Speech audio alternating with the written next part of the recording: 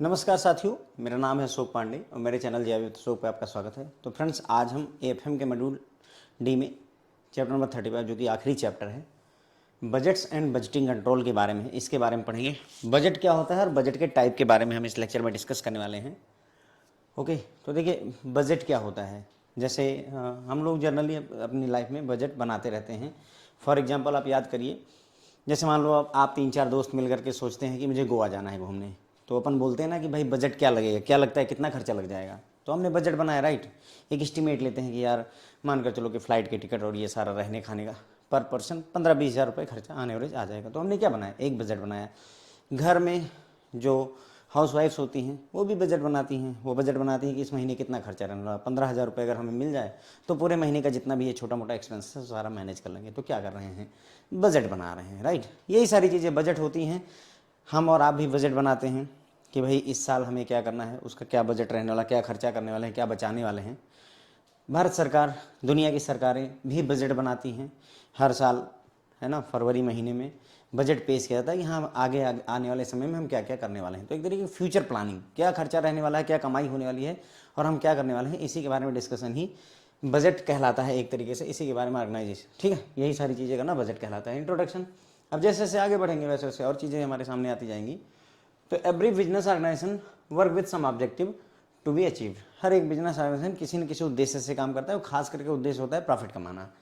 To achieve these it may be necessary to achieve certain quantitative objective as well.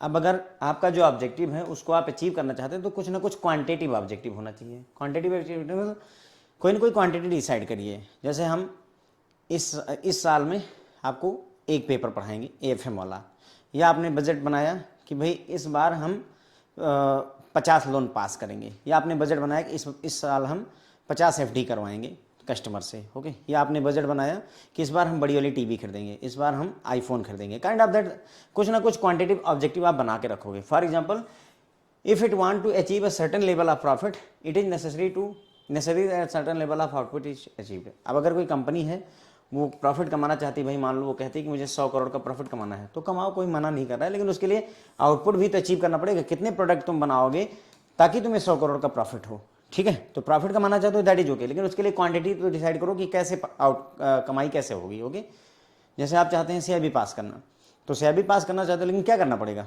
पढ़ना पड़ेगा sir, book पढ़नी पड़ेगी।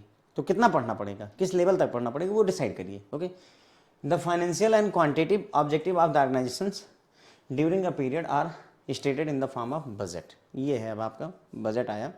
जो भी ऑर्गेनाइजेशन का फाइनेंशियल और क्वांटिटिव उद्देश्य होता है कि फाइनेंशियली क्या अचीव करना चाहती है, क्वांटिटिव तौर पर क्या अचीव करना चाहती है, उसी को ही बजट के फॉर्म में रिप्रेजेंट किया जाता है, बजट कहा जा सकता है। Various activities within a company should be synchronised by the preparation of plans of action for future period. भविष्य के लिए हम क्या करेंगे, फ्यूचर पीरियड के लिए हम प्लान ऑफ एक्शन तैयार करते हैं, जिसमें हम डिफरेंट एक्टिविटीज़ को सिंक्रोनाइज करते हैं। सिंक्रोनाइज करने का मतलब क्या है, सभी चीज़ें एक साथ मिल करके। जैसे कंपनी अगर प्रॉफिट कमाना चाहती है तो हमने तो सिर्फ कह दिया कि हमें प्रॉफिट चाहिए, लेकिन प्रॉफिट चाहने के लिए भाई हमको प्रोडक्ट बनाना पड़ेगा, बेचना पड़ेगा, मैन्युफैक्चरिंग करनी पड़ेगी, उसकी शिपिंग करनी है, लोड करके दुकानों पर बेचना पड़ेगा, बेच करके पैसे लेने पड़ेंगे। काइंड ऑफ ये सारी एक्टिविटीज़ उसमें शामिल रहती हैं। Okay, these comprehensive plans are usually referred as budgets. यही जो भविष्य का प्लान आप बना के बैठे हुए हैं, इन्हीं को फ्रेंड्स बजट कहा जाता है। What type of budget is to be prepared depends on the peculiar nature of the organisation and its business. मतलब किस तरीके का बजट आपको बनाना है वो निर्भर करेगा कि किस तरीके का आपका बिजनेस है, किस तरीके की आपकी ऑर्गेनाइजेशन है, और किस लेवल का कंट्रोल जो है मैनेजमेंट एक्सरसाइज करना चाहता है, उसी हिसाब से बजट बनाए जाते हैं। ठीक है, बजट और फोरकास्ट में एक होता है फोरकास्ट। फोरकास्ट मतलब भविष्यवाणी करना। तो भविष्यवाणी करने में और बजट में डिफरेंस होता है। क्या डिफरेंस होता है, ये 2-3 पॉइंट देख लेते हैं। तो फोरकास्ट करना मतलब it is mere estimate of what is likely to happen. भविष्य में क्या होने वाला है उसके बारे में एक अनुमान लगाना आपका फोरकास्ट कहलाता है। बजट क्या होता है, it displays the policy and programme to be followed in the future period under the plan condition. मतलब अगर आपने बजट बना रखा है, जैसे हमने बजट बना रखा है भाई कि हमको 100 करोड़ रुपए प्रॉफिट कमाने का हमारा उद्देश्य है, ठीक है, ऑब्जेक्टिव ये है, तो हमने अपनी तरफ से पॉलिसी और प्रोग्राम सेट कर रखा होगा कि हमें इतने प्रोडक्ट प्रोड्यूस करने पड़ेंगे और उस प्रोग्राम को हम फ्यूचर में फॉलो करेंगे ही करेंगे। ओके, तो that is budget. It is preliminary step for budgeting, यानी कि बजटिंग से पहले हमें ये करना पड़ता है। प्रिलिमिनरी फोरकास्टिंग करिए फिर बजटिंग करते हैं। It begins where forecasting it's, अब फोरकास्टिंग जहाँ खत्म होती है वहाँ से बजट शुरू होता है। Forecast get converted into budget, जो फोरकास्टिंग आपने की है उसी को ही बजट में कन्वर्ट कर दिया जाता है। अब forecast implies some degree of flexibility, forecast में कुछ फ्लेक्सिबिलिटी रहती है, कुछ लचीलापन रहता है, लेकिन बजट का मतलब होता है डेफिनेट टारगेट। बजट में लचीलापन नहीं है, जो अचीव करना है तो वो अचीव करना है। क्लियर हो जाती बात, चलिए ठीक है। तो यहाँ हमने इंट्रोडक्शन में देखा भाई कि हर एक बिजनेस ऑर्गेनाइजेशन का कोई ना कोई उद्देश्य होता है। जनरली उद्देश्य प्रॉफिट कमाने का होता है। तो अगर आप कोई ऑब्जेक्टिव अचीव करना चाहते हैं तो उसके लिए क्वांटिटिव ऑब्जेक्टिव आपके पास होना चाहिए। क्वांटिटिव मतलब कंपेयर कैसे करोगे भाई, बच्चे ने पढ़ाई करी तो क्या किया, क्या अचीव किया, परसेंटेज से जज करेंगे। ब्रांच ने अच्छा किया तो क्या किया, कितना प्रॉफिट अर्न करके दिया, राइट। इसी तरीके से अगर कोई रेस करने वाला बंदा है तो उस दौड़ा, क्या अचीव किया, कितने कम से कम समय में उसने रेस को कंप्लीट किया, ठीक है। तो कोई ना कोई क्वांटिटिव ऑब्जेक्टिव अपने सामने रखिए। जैसे अगर आप सर्टेन लेवल का प्रॉफिट अचीव करना चाहते हैं तो आपको बताना पड़ेगा भाई कि जो आउटपुट है, कितना आउटपुट अचीव करोगे तब ये प्रॉफिट मिलेगा। तो क्वांटिटी यहाँ डिसाइड कर दी हमने, ओके। तो यही फाइनेंशियल और क्वांटिटी जो ऑब्जेक्टिव होते हैं फ्रेंड्स, इन्हीं बजट का रूप लेते हैं। ऑर्गेनाइजेशन में फ्यूचर की प्लानिंग जब की जाती है, फ्यूचर के पीरियड के लिए जब हम प्लान ऑफ एक्शन तैयार करते हैं तो वहाँ पर जितनी भी एक्टिविटी है उनको सिंक्रोनाइज किया जाता है, ठीक है। और ये कॉम्प्रिहेंसिव प्लान ही बजट कहलाते हैं, ठीक है। किस तरीके का बजट यूज होगा और वो डिपेंड करेगा किस तरीके का बजट हम अपनाने वाले हैं। बजट बहुत तरीके के होते हैं, हम डिस्कस करेंगे। तो किस तरीके का बजट हम अपनाएंगे वो डिपेंड करेगा कि ऑर्गेनाइजेशन में कौन सा प्रोडक्ट बन रहा है, किस तरीके का काम वहाँ पर चलता है और ऑर्गेनाइजेशन किस लेवल का कंट्रोल अपने ऑर्गेनाइजेशन पर लागू करना चाहती है। बजट और फोरकास्ट डिफरेंट होते हैं, ध्यान रखिएगा, ठीक है। सॉरी, तो बजट क्या होता है, भविष्य में क्या होगा उसका एस्टिमेट। भविष्य मतलब यहाँ हम किसी की जिंदगी में क्या होगा उसकी बात नहीं करना है। ऑर्गेनाइजेशन में हम कितना प्रोडक्शन करने वाले हैं उसका फोरकास्टिंग करना, भविष्यवाणी करना। तो भविष्य में क्या होने वाला है उसकी फोरकास्टिंग, ठीक है। What is likely to happen is forecasting. और यहाँ पर बजट में हम पहले से प्लान बना के चले होते हैं। जैसे हमको दिल्ली जाना है तो भाई अगर हमारा दिल्ली जाने का प्लान है तो हम दिल्ली जाएंगे, राइट। सिर्फ भविष्यवाणी नहीं करनी हमको जून में दिल्ली जाना है, नहीं, ऐसा नहीं है, ठीक है। उसके बाद में ये प्राइमरी स्टेप होता है, ये सेकेंडरी स्टेप होता है। अगर आपका जब फोरकास्टिंग खत्म होगी तो वहीं से बजटिंग शुरू होती है। फोरकास्टिंग में फ्लेक्सिबिलिटी होती है, ठीक है। हमें दिल्ली जाना है, नहीं जा पाए कोई बात नहीं, यहाँ दिल्ली जाना है मीन्स जाना है। बजट में आपको वो चीज़ अचीव करनी होती है। बजट और बजटिंग का कॉन्सेप्ट जरा सा यहाँ पर देखते हैं, ठीक है। तो number of definitions are available to describe budget. Budget क्या होता है, वैसे बजट का स्पेलिंग होता है BUD, बटगेट होता है। बटगेट मतलब चमड़े का थैला होता है, ठीक है। चमड़े के थैले से, चूंकि पहली बार ब्रिटिश संसद वगैरह में जो है वो कागज पत्तर निकाल करके पेश किया गया था उस खाका को, जिसमें बताया गया था कितना कमाई होगी, कितना खर्चा होगा, उसी से इन्होंने शब्द अडॉप्ट कर लिया। बजट शब्द वहीं से लेकर चले आए कि चमड़े के थैले से निकाला गया, that's why we call it budget, ठीक है। सिंपल सा ये है। तो बहुत सारी डेफिनेशंस इसकी दी गई हैं, लेकिन उनमें से जो प्रोमिनेंट पॉइंट्स हैं, बजट की जो हाईलाइटेड पॉइंट्स हैं उनकी हम यहाँ पर बात करें। ये डेफिनेशन नहीं है, बजट की मुख्य पॉइंट हैं। It is a financial plan serving as estimate of and a control over future operations. तो ये एक फाइनेंशियल प्लान होता है जो कि हमें क्या करता है, फ्यूचर की जो हमारी ऑपरेशन है उसका एस्टीमेट हमको देता है, उस पर कैसे कंट्रोल करना है उसके बारे में हमें बताता है। क्या, budget. It contain estimate of future cost, भविष्य में क्या कॉस्ट रहने वाली है उसका एस्टीमेट करने में हमारी मदद करता है। It is a systematic plan for the utilisation of man power, material and other resources. ये एक सिस्टमैटिक प्लान होता है जिसकी सहायता से हम अपनी मैन पावर का यूटिलाइजेशन कर सकते हैं, लेबर, मटेरियल, रिसोर्सेज जो और हैं उन सबका यूज कर सकते हैं। It is a plan expressed in money term, physical unit. तो जो बजट होता है फ्रेंड्स उसको हम मनी के टर्म में एक्सप्रेस करते हैं या फिजिकल यूनिट में हम एक्सप्रेस करते हैं। फिजिकल यूनिट मतलब कि भाई हम 1000 प्रोडक्ट बनाएंगे, 10,000 प्रोडक्ट बनाएंगे, 1000 लोगों को सर्व करेंगे, kind of that, okay. It is prepared and approved prior to the budget period. बनाया और अप्रूव करवाया जाता है, मतलब जैसे मान लो हम करते नहीं, अगले साल का बजट इसी समय बना लेते हैं, ये वही बात है कि it is prepare and approved prior budget period. Budget लागू होने से पहले बना करके अप्रूव कर लिया जाता है, यूजुअली अ ईयर, एक साल के लिए बजट बनाया जाता है। And may show income, expenditure and the capital to be employed. और ये दिखाता है कि कितनी इनकम होने वाली है, कितना खर्चा लगने वाला है और कितनी पूंजी हमें लगानी पड़ेगी। इन सब चीज़ों को बजट में बताया जाता है। The complete process of designing, implementing and obtaining operating budget is called budgeting, ठीक है। तो पूरी प्रक्रिया, बजट की पूरी प्रक्रिया जिसमें हम बजट को डिजाइन करते हैं, बजट को लागू करते हैं, बजट को ऑपरेट करते हैं, इस पूरी प्रक्रिया को फ्रेंड्स बजटिंग कहा जाता है। क्या बोलते हैं? बजटिंग। ठीक है, तो बजट का पूरी प्रक्रिया को बजटिंग कहा जाता है। बजट बनाया जाता है, बजट लागू किया जाता है, बजट को ऑपरेट किया जाता है, एग्जीक्यूट किया जाता है, तो दैट इज बजटिंग। अब आता है टाइप्स ऑफ बजट। ठीक है, ठीक है, तो नंबर ऑफ डेफिनेशन बजट की अवेलेबल हैं, उसमें से जो इंपॉर्टेंट पॉइंट्स हैं उनमें हम बात करें तो ये एक फाइनेंशियल प्लान होता है जो कि फ्यूचर में क्या काम हम करने वाले हैं उसका एस्टिमेशन करने में मदद करता है, उसको कंट्रोल करने में हमारी मदद करता है। कौन? बजट। ठीक है, फ्यूचर कॉस्ट के एस्टिमेट करने में मदद करता है। ये एक सिस्टमैटिक प्लान होता है जो कि हमें मदद करता है किसमें? यूटिलाइजेशन ऑफ मटेरियल, कितना मटेरियल है और कितना हमारे पास में लेबर है, कितना और रिसोर्स है, उनका कैसे प्रॉपर यूटिलाइजेशन किया जाए उसके बारे में एक सिस्टमैटिक प्लान होता है। ये प्लान होता है जो कि एक्सप्रेस किया जाता है मनी के टर्म में या फिर फिजिकल यूनिट के टर्म में इसको रिप्रेजेंट किया जाता है। इट इज़ प्रिपेयर, ये प्रिपेयर कर लिया जाता है और अप्रूव करवा लिया जाता है बजट का पीरियड शुरू होने से पहले ही। ठीक है, जनरली 1 साल के लिए बनाया जाता है बजट, ज़्यादा के लिए भी बनाया जाता है लेकिन फिलहाल के लिए 1 साल के लिए होता है। और ये हमें इनकम, एक्सपेंसेस और आपका जो भी पूंजी लगनी उन सब के बारे में डिटेल्स देता है। ठीक है, जो बजट की पूरी प्रक्रिया होती है जिसमें बजट को डिजाइन करना, बजट को इम्प्लीमेंट करना, बजट को ऑपरेट करना, ये सारी चीज़ें बजटिंग कहलाती हैं। ये पूरी प्रक्रिया को हम बजटिंग कहते हैं। क्या बोलते हैं फ्रेंड? बजटिंग कहते हैं। ठीक है, अब देखो आगे बढ़ते हैं और टाइप्स ऑफ बजट की बात करेंगे। ठीक है, तो बजट में be classified into various category depending upon the base adopted. किस चीज़ को हम बेस बनाते हैं उसके आधार पर बजट बेसिकली 4 टाइप के होते हैं, 4 तरीके के बेस के आधार पर।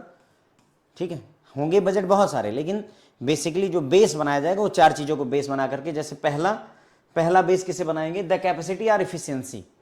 कैपेसिटी और इफिशियंसी को बजट बनाने पर हमारा फिक्स बजट और फ्लेक्सिबल बजट होता है। ठीक है, तो कैपेसिटी और efficiency to which they are related, जिस चीज़ की कैपेसिटी और इफिशियंसी से रिलेटेड हैं उसके आधार पर बजट को फिक्स बजट और फ्लेक्सिबल बजट 2 पार्ट में, मतलब 2 बजट में बदला जा सकता है। ठीक है, फिर आता है स्कोप ऑफ देयर कवरेज, कितनी चीज़ों को वो कवर करते हैं। स्कोप ऑफ देयर कवरेज या जो फंक्शन उनके द्वारा कवर किया जाता है उसके आधार पर budget, sales budget, production budget, overhead budget, cash budget, production cost budget, capital expenditure budget, इतने तरीके के बजट होते हैं। इन्हें हम फंक्शनल बजट भी कहते हैं क्योंकि ये फंक्शन को कवर करते हैं। कौन सा function?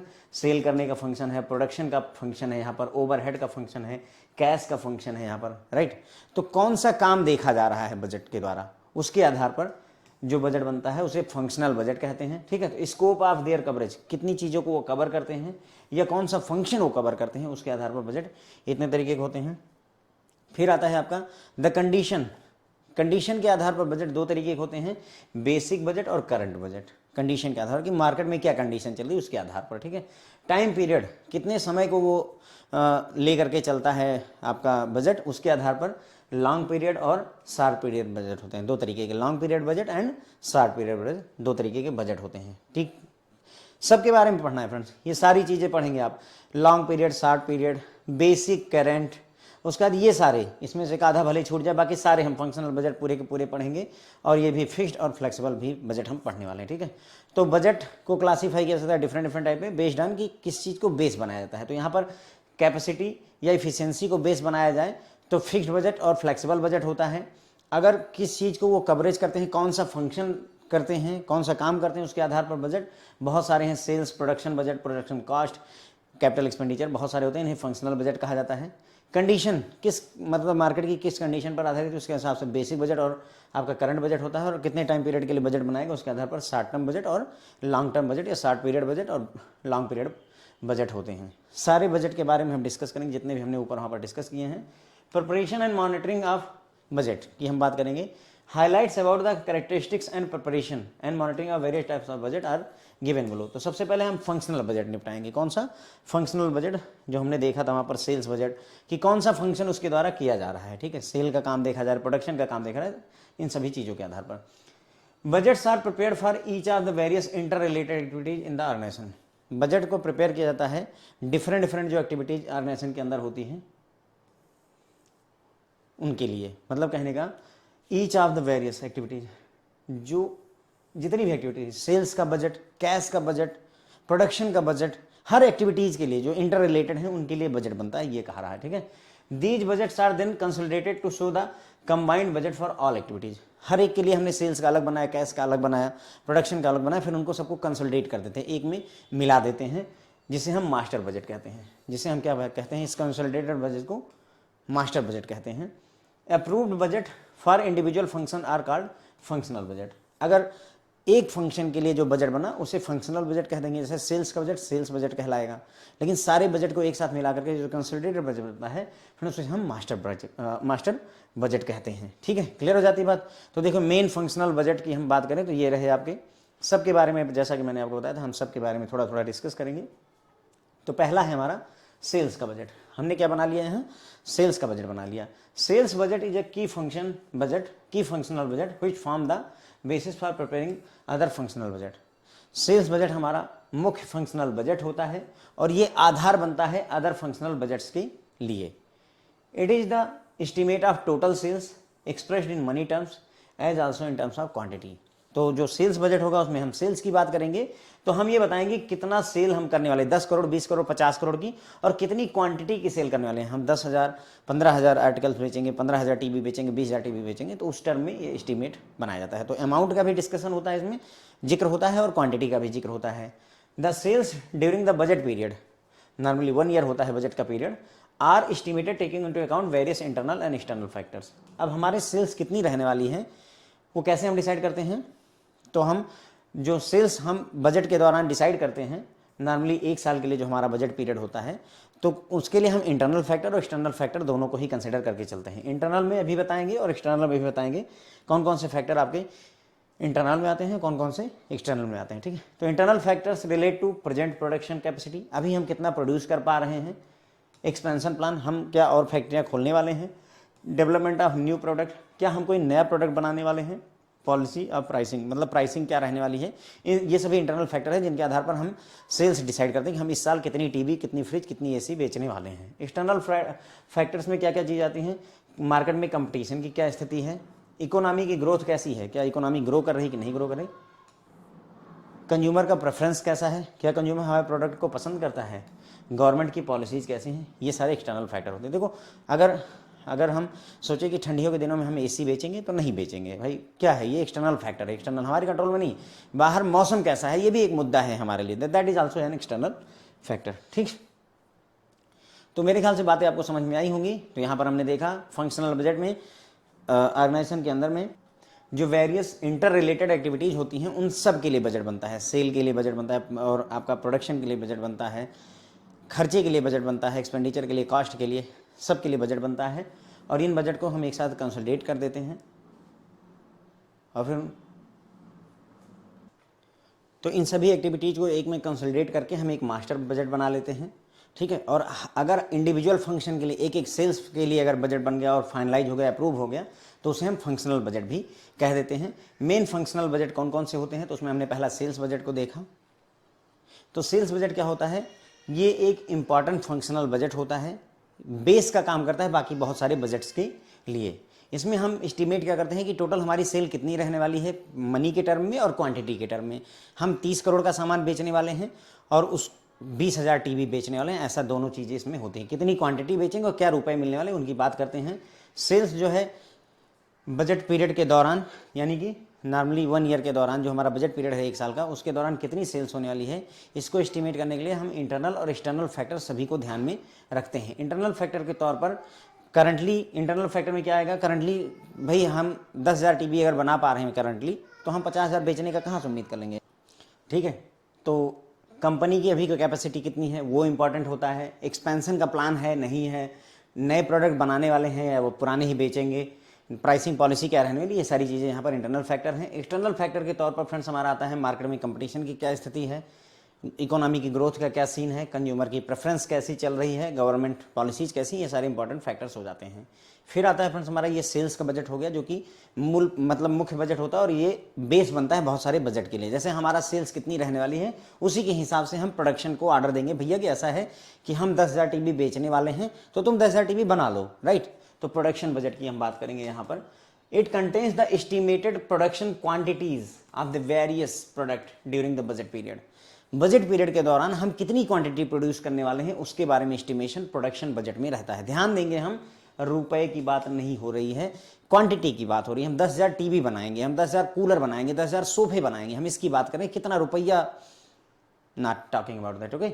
It is an offshoot of the sales budget, यानी ये सेल्स बजट से निकला हुआ होता है and depend on the decision taken by the management regarding the sales estimate of various product. और ये निर्भर किस पर करता है कि सेल्स को लेकर के क्या एस्टीमेट लगाया है लोगों ने, सेल्स को लेकर के क्या एस्टीमेट लिया है हमारी मैनेजमेंट टीम ने। अगर उन्होंने कहा कि हम 10,000 टीवी बेच लेंगे तो 10,000 का प्रोडक्शन होगा, अगर वो बोलेंगे 1,00,000 टीवी बेच लेंगे तो 1,00,000 टीवी का प्रोडक्शन होगा, okay. At the time of preparing the budget the production manager will consider the physical facilities like plant, power, factory, space, material and labour available for the period. भाई अब जब आप budget बना रहे हो तो आंखें बंद करके तो करोगे नहीं। जो प्रोडक्शन मैनेजर है, प्रोडक्शन बजट बनाने वाला, वो सभी चीज़ों को देखेगा कि हमारी स्थिति कैसी है, हमारे प्लांट की स्थिति कितना, क्या हम साल भर में 10,000 टीवी बनाने के सक्षम हैं, साल भर में 2,000 टीवी बना लेते हो और टारगेट 2,00,000 का लिए बैठे हो, ऐसा तो मतलब क्या ही कहे जाए ना।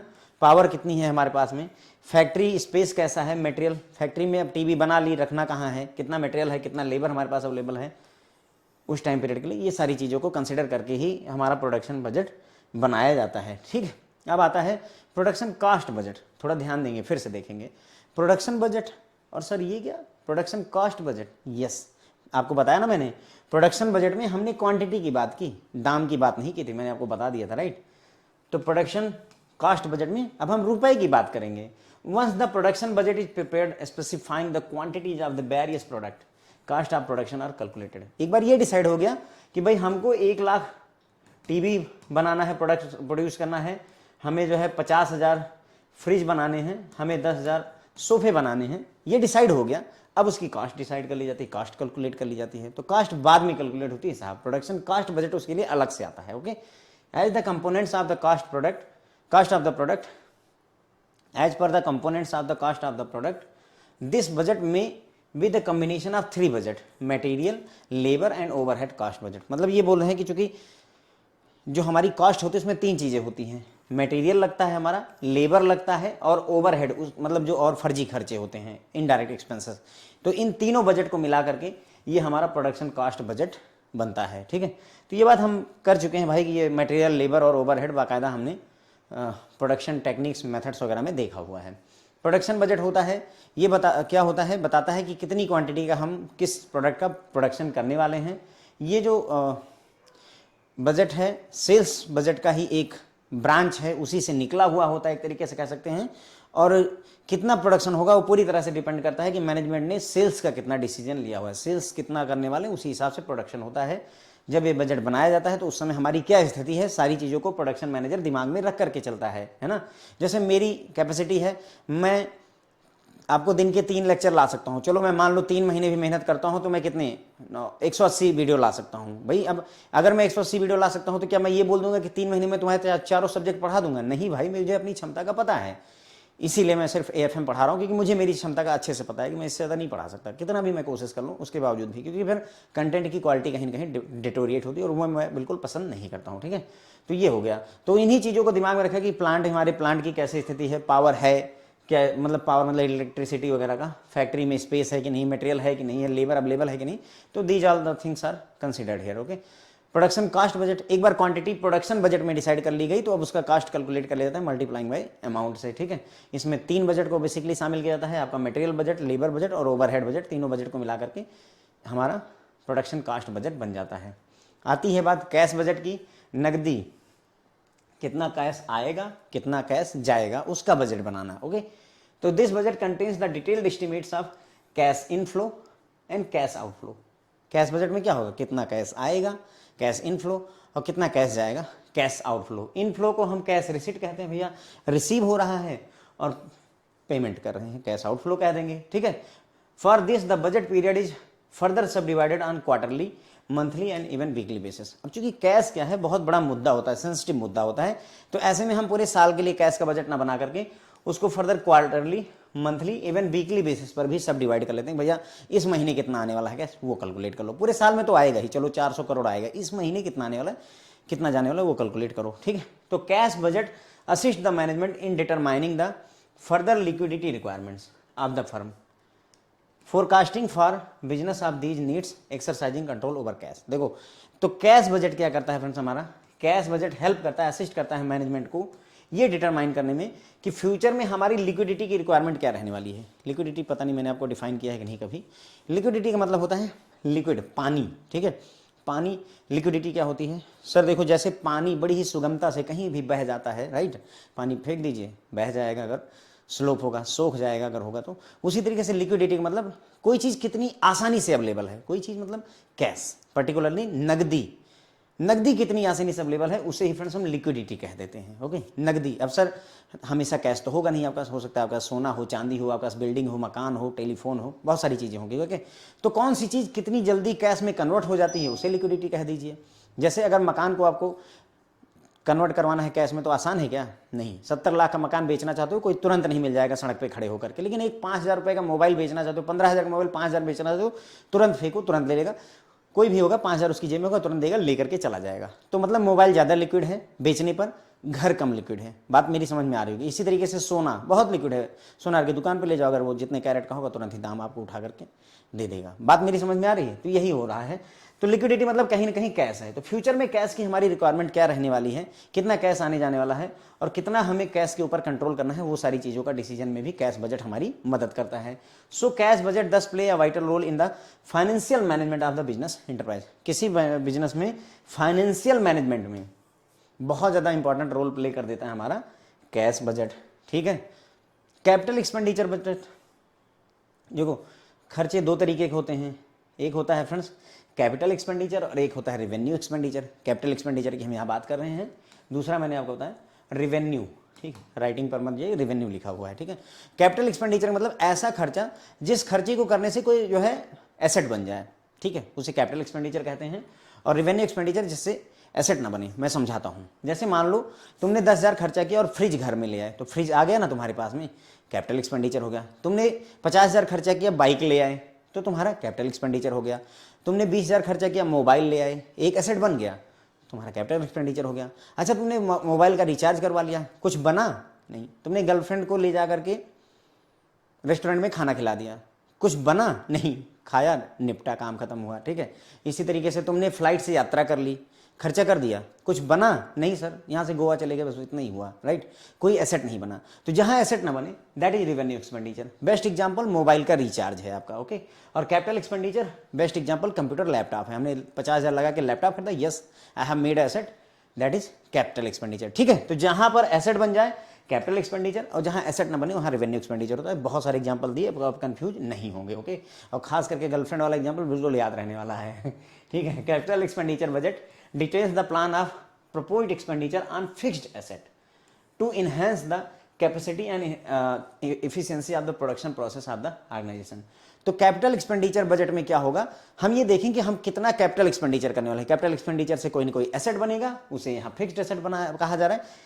यानी बेसिकली हम अपनी प्लांट, मशीनरी, फैक्ट्री, जमीन जो कुछ भी है उसको बढ़ाना चाहते हैं, तो वही है कैपिटल एक्सपेंडिचर बजट में। डिटेल होता है किस बात का, detail the plan of proposed expenditure, कितना खर्चा करने वाले हैं हम फिक्स्ड एसेट पर, ताकि हम अपनी जो प्रोडक्शन प्रोसेस है उसकी कैपेसिटी को और इफिशियंसी को इंप्रूव कर सकें, इन्हेंस कर सकें, उसके लिए कैपिटल बजट बनाया जाता है, ठीक है। Capital expenditure is a continuous process in any organisation. किसी भी ऑर्गेनाइजेशन में कैपिटल एक्सपेंडिचर लगातार होता रहेगा, होगा ही होगा भाई। मशीनें खराब होती रहेंगी, नई खरीदनी पड़ेंगी। लैपटॉप आज लिए हो 4 साल 6 साल बाद फिर लेना पड़ेगा, मोबाइल आज खरीदे हो 4 साल 6 साल बाद फिर खरीदना पड़ेगा। तो ये कंटिन्यूअस प्रोसेस है and is plan through a long term budget. तो चूंकि लगातार चलने वाली प्रक्रिया है तो इसमें छोटा बजट नहीं बल्कि हम बड़ा बजट बना देते हैं, ठीक है। Capital forecast should be made for number of years. तो जो यहाँ पर कैपिटल एक्सपेंडिचर की फोरकास्ट की जाएगी, भविष्यवाणी की जाएगी, वो कई सालों के लिए कर दी जाती है। क्योंकि क्या होता है कि जैसे जो तुमने प्लांट या मशीनरी खरीद ली वो अगले 7-8 सालों तक चलती है। आपने लैपटॉप खरीद लिया, पीएनबी वगैरह में है, जो आपका डेस्कटॉप वगैरह था उसकी एज 7 ईयर या 5 ईयर मानकर हम चलते हैं, राइट। एटीएम की 7 साल मानकर चलते हैं, उससे पहले हम मानते हैं नहीं खराब होगा, ओके। कार जो खरीदी जाती है उसकी 15 साल मानी जाती है, 15 साल बाद स्क्रैप में चली जाती है, राइट। तो वही बोल रहे हैं कि भैया इसमें क्या है, नंबर ऑफ ईयर्स के लिए आप जो है एस्टिमेट बनाएंगे।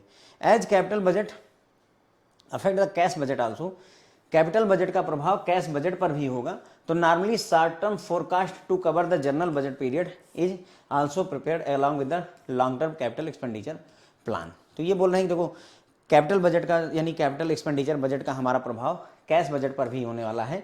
तो ऐसे में हम लॉन्ग टर्म कैपिटल एक्सपेंडिचर का प्लान तो बनाएंगे ही बनाएंगे, लेकिन उसके साथ साथ में शॉर्ट टर्म के लिए भी फोरकास्टिंग करी जाती है। किसको लेकर के? कैश को लेकर के। ठीक है, तो क्या हमने यहाँ पर समझा?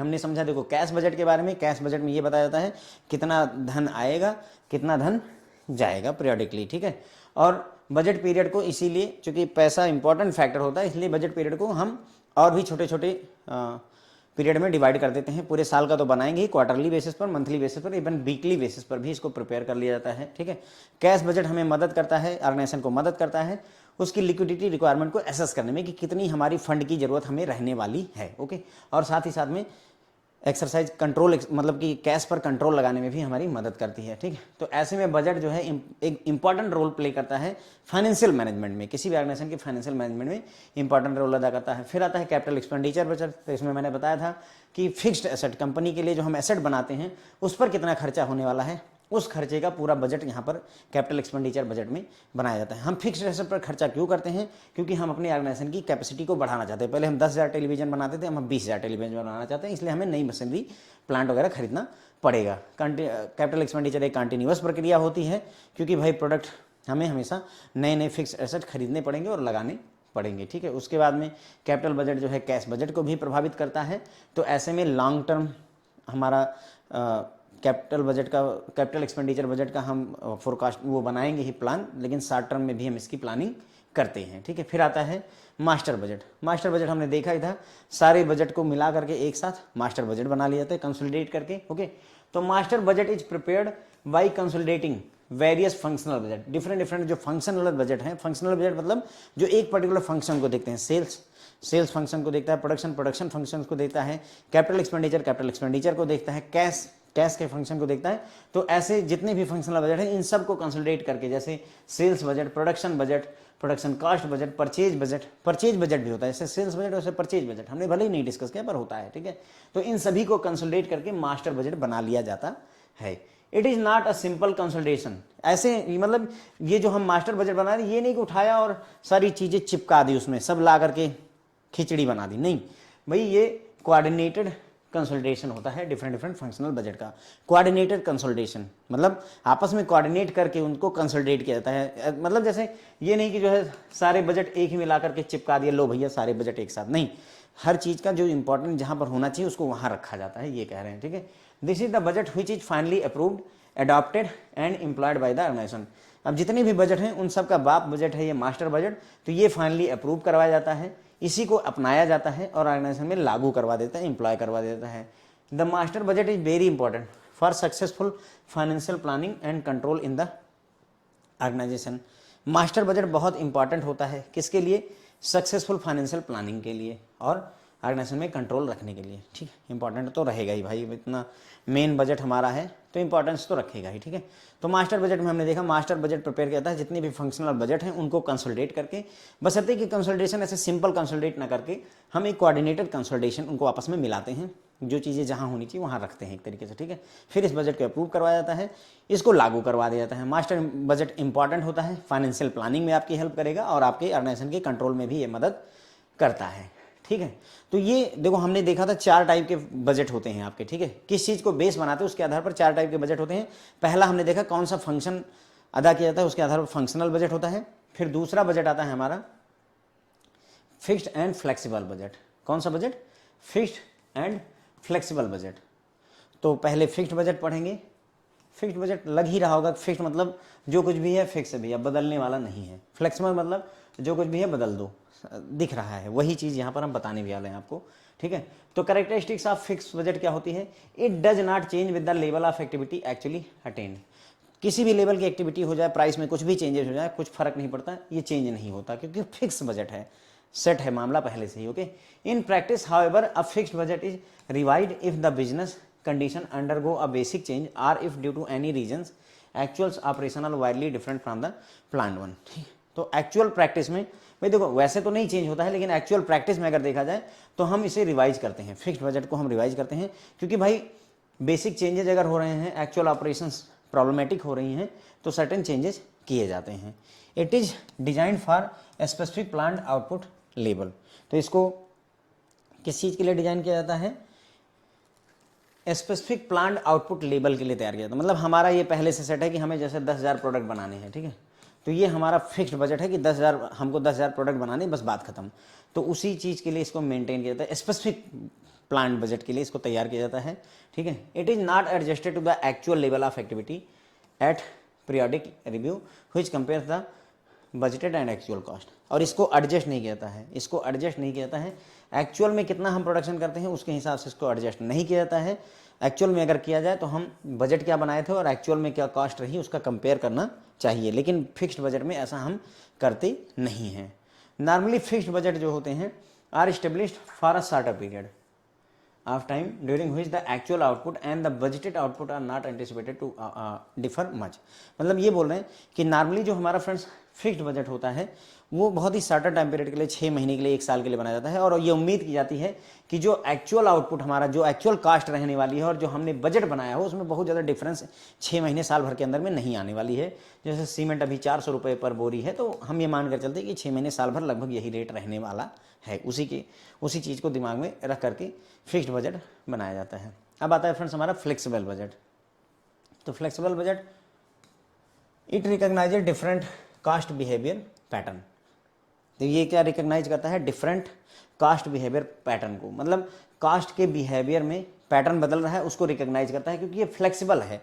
कास्ट में चेंजेस होंगे तो उसको अडॉप्ट करेगा, उसको अपने में शामिल करेगा। It is designated to change as volume of output change. जितना ज़्यादा प्रोडक्शन बढ़ेगा उसके हिसाब से ये चेंज होता रहता है, हमारा बजट बदलता रहेगा। 1,000 टीवी बनाने का था तो बजट अलग है, 2,000 टीवी बनाने का है तो बजट अलग है। तो जैसे जैसे वॉल्यूम, जैसे जैसे प्रोडक्शन हम बढ़ाएंगे वैसे वैसे जो है ये हमारा बजट भी चेंज होता रहता है। It is prepared in such a manner that it gives the budgeted cost for any level of activity. अब जो हमारा फ्लेक्सिबल बजट होता है उसको इस तरह से तैयार किया जाता है कि किसी भी लेवल की एक्टिविटी, तुम 10,000 टीवी बनाओ, 1,00,000 टीवी बनाओ, 10,00,000 टीवी बनाओ, सब के लिए डेटा ये आपको अवेलेबल करवा देता है। इसकी एक खासियत होती है। Okay, it recognise the difference between fixed, semi fixed and variable cost and changes with the actual activity level attended. तो ये डिफरेंस को रिकॉग्नाइज करता है फिक्स्ड कॉस्ट में, सेमी फिक्स्ड कॉस्ट में और वेरिएबल कॉस्ट में क्या डिफरेंस होता है उसको रिकॉग्नाइज करता है। और एक्चुअल लेवल ऑफ एक्टिविटी के हिसाब से कितना चेंजेस हो रहा है, फिक्स्ड कॉस्ट में कितना चेंज हो रहा है, सेमी फिक्स्ड कॉस्ट में कितना हो रहा है, वेरिएबल कॉस्ट में, उसको भी यहाँ पर रिकॉग्नाइज करता है। क्योंकि हमारा फ्लेक्सिबल बजट है, जैसे जैसे जो जो चीज़ें चेंज होंगी उसी हिसाब से हम सारी चीज़ों को चेंज करते हुए चले जाते हैं। ठीक है, तो फिक्स्ड बजट और फ्लेक्सिबल बजट दो तरीके के बजट होते हैं। फिक्स्ड बजट की खासियत होती है कि चेंज नहीं होता है, लेवल ऑफ एक्टिविटी के हिसाब से चेंज नहीं होता है, बेसिकली सिद्धांत ही है। लेकिन अब ये बोलते हैं कि नहीं, तो ये बोलते हैं कि नहीं, इन रियलिटी फिक्स्ड बजट ज़रूरत के हिसाब से रिवाइज भी किए जाते हैं। वैसे जनरली नहीं चेंज होना चाहिए। ठीक है, ये स्पेसिफिक प्लान्ड आउटपुट के लिए ही डिज़ाइन किया जाता है। मतलब जैसे अगर हमने सोचा है कि 10,000 टीवी बनाएंगे तो बस उस 10,000 टीवी बनाने के लिए ही ये फिक्स्ड बजट आता है। अगर तुम इसे 12,000 करोगे तो वो फिक्स्ड बजट वहाँ पर अप्लीकेबल नहीं रह जाएगा। ठीक है, एक्चुअल लेवल ऑफ एक्टिविटी के हिसाब से इसको एडजस्ट नहीं किया जाता है। नॉर्मली जो फिक्स्ड बजट बनाए जाते हैं वो शॉर्ट टर्म ड्यूरेशन के लिए, शॉर्ट ड्यूरेशन के लिए बनाए जाते हैं, 6 महीने 1 साल के लिए बनाए जाते हैं। और ये उम्मीद की जाती है कि जो हमने एक्चुअल कॉस्ट लगनी है और जो हमने बजट बनाया है उसमें बहुत ज़्यादा डिफरेंस नहीं होगा। फिर आता है हमारा फ्लेक्सिबल बजट। तो ये बिहेवियर, कास्ट के बिहेवियर के पैटर्न को रिकॉग्नाइज करता है कि हाँ कास्ट बदल सकती है और उसके हिसाब से अपने आप को चेंज करता है, अपने आप को बदलता है, क्योंकि ये फ्लेक्सिबल है, बदलता रहेगा। ओके, ये जो है आउटपुट का वॉल्यूम कितना चेंज हुआ, कितना आउटपुट बढ़ा घटा, उसके हिसाब से अपने आप को एडजस्ट करता है। ठीक है, और ये इस तरीके से तैयार किया जाता है कि बजट कितनी भी लेवल की एक्टिविटी की जाए उसके लिए कॉस्ट को प्रिपेयर करके ये देता है। तुम 10,000 टीवी बनाओ, 10,00,000 टीवी बनाओ, उसके लिए बजट आपको देगा। ठीक है, ये डिफरेंस को पहचानता है किसके बीच में, फिक्स्ड, सेमी फिक्स्ड और वेरिएबल कॉस्ट के बीच में, और उनमें चेंज होने का क्या प्रभाव पड़ता है उन सब चीज़ों को रिकॉग्नाइज करता है और अपने बजट में उस शामिल करता है। ठीक है, फिर आता है फ्रेंड्स हमारा अगला टाइप है basic budget and current budget. Okay, तो basic budget is prepared to use over a long period of time without any change. तो बेसिक बजट बड़ा बेसिक सा बजट आया हुआ है, कितना भी समय बीत जाए, ठीक है, इसमें बहुत ज़्यादा चेंजेस नहीं किए जाते हैं। इसे यूज किया है over a long period of time without any change, बिना किसी चेंज के हम लंबे समय तक इसको प्रयोग में लाते हैं। It is attainable only under standard conditions as current conditions are not taken into consideration for preparing this budget. तो ये कब अटेंड किया जा सकता है, केवल स्टैंडर्ड कंडीशन में ही इसको अटेंड किया जा सकता है, यूज किया जा सकता है, क्योंकि करंट कंडीशन को इसमें दिमाग में रख करके नहीं चला जाता है। मार्केट में करंट क्या कंडीशन चल रही है उससे कोई लेना देना नहीं है। स्टैंडर्ड कंडीशन यानी ये एक तरीके का आदर्श बजट है कि ऐसा होना चाहिए, ठीक है। मार्केट में क्या सिचुएशन उससे कोई लेना देना नहीं है। तो वही है, बेसिक बजट को लॉन्ग टर्म तक यूज किया जाता है बिना किसी चेंज के, ठीक है। और इसको तभी यूज किया जा सकता है जब आप इसे स्टैंडर्ड कंडीशन में मानकर चलें।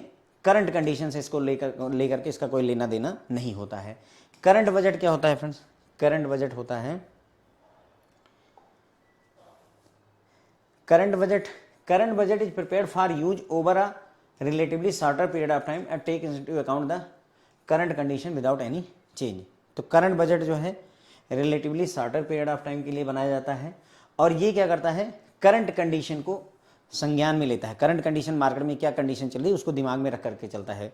बेसिक बजट में करंट मार्केट कंडीशन सिचुएशन से कोई लेना देना नहीं, यहाँ उन सब चीज़ों को हम ध्यान में रखते हैं। As the target laid down in the current budget take into account the current condition it is considered to be more useful than basic budget. अब चूंकि ये मार्केट की करंट कंडीशन को दिमाग में रख करके चलता है तो ये बेसिक बजट से कहीं बेहतर बजट होता है, क्योंकि करंट सिनारियो की ये यहाँ पर बात कर रहा होता है, ठीक है। तो समझ में आ रहा होगा आपको कि हम बात क्या कर रहे हैं। बेसिक बजट बहुत ही बेसिक सा बजट होता है, लॉन्ग टर्म के लिए यूज होता है और जो है बिना किसी चेंज के इसको हम लंबे समय तक प्रयोग में लाते हैं बेसिक बजट को, ठीक है। और इसमें करंट मार्केट कंडीशन क्या है उससे कोई लेना देना नहीं होता, इसलिए बहुत अच्छा नहीं होता है। करंट बजट जो होता है ये करंट मार्केट कंडीशन को दिमाग में रख करके ही बनाया जाता है, ठीक है। करंट कंडीशन को कंसिडर करके चलता है, इसलिए ये बेहतर होता है, ठीक है। और हर जगह पर इफेक्टिवली इसको हम लागू कर सकते हैं। बेसिक बजट से कहीं बेहतर होता है, क्यों? क्योंकि करंट सिनारियो को दिमाग में रख करके चलता है तो बेहतर होता है। लॉन्ग टर्म बजट क्लियर होगा, जो लंबे समय के लिए बनाए जाते हैं उन्हें लॉन्ग टर्म बजट कहते हैं, जो थोड़े समय के लिए छोटे समय के लिए बनाए जाते हैं उन्हें शॉर्ट टर्म बजट कहेंगे फ्रेंड्स, ओके।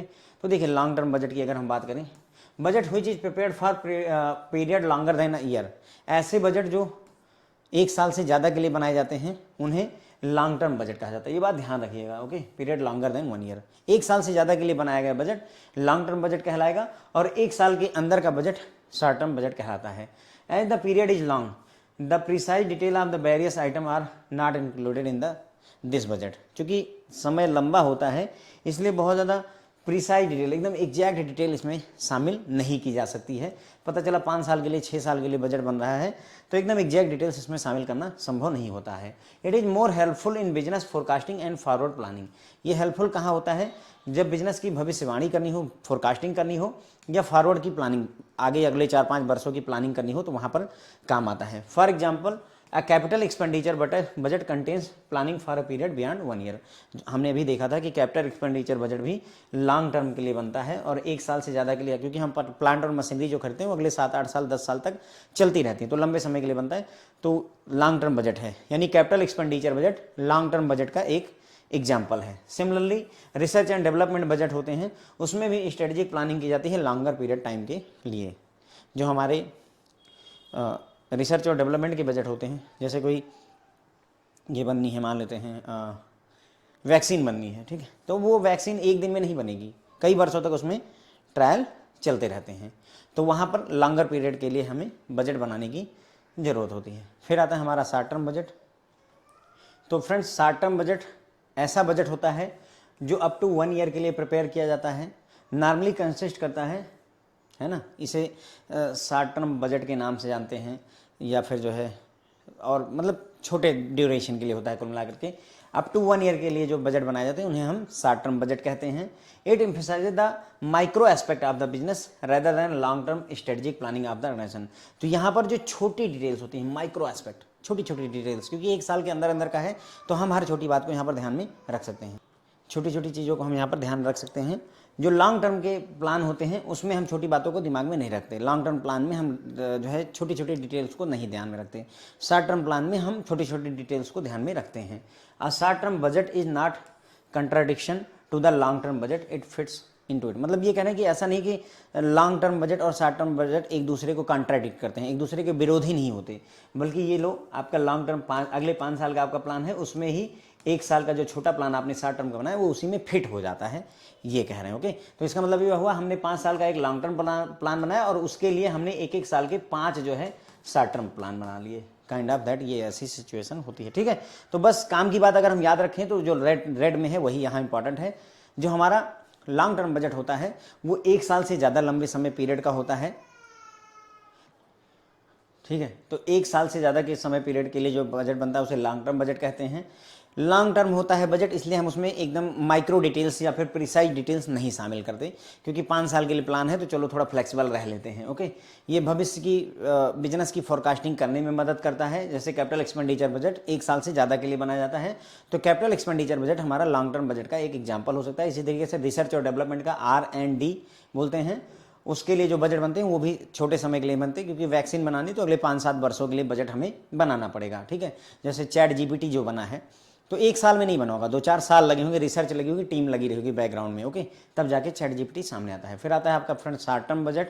तो शॉर्ट टर्म बजट जो है वो प्रिपेयर किया जाता है for period up to 1 year, 1 साल के लिए इसको तैयार किया जाता है, इसे शॉर्ट टर्म बजट कहते हैं। क्योंकि ये शॉर्ट टर्म बजट होता है इसलिए माइक्रो एस्पेक्ट की बात करता है, ये बहुत लॉन्ग ड्यूरेशन के प्लान की बात नहीं करता कि हम अगले 5 वर्षों में यहाँ पहुँच जाएंगे, उनकी बात नहीं, हमें इस साल क्या करना है उसी पर ही जोर देता है। सॉरी फ्रेंड्स, पावर कट हो गया है। और शॉर्ट टर्म बजट की एक और खासियत होती है कि ये लॉन्ग टर्म बजट का कंट्राडिक्शन नहीं होता, बल्कि उसको सप्लीमेंट करता है। तो अगर 5 साल का बजट बनाया हो तो शॉर्ट टर्म बजट उसी में ही 1-1 साल का फिट हो जाता है। ये बात मैं आपको बता चुका हूँ। बस यहीं पर अपना लेक्चर खत्म होता है। Thank you so much friends.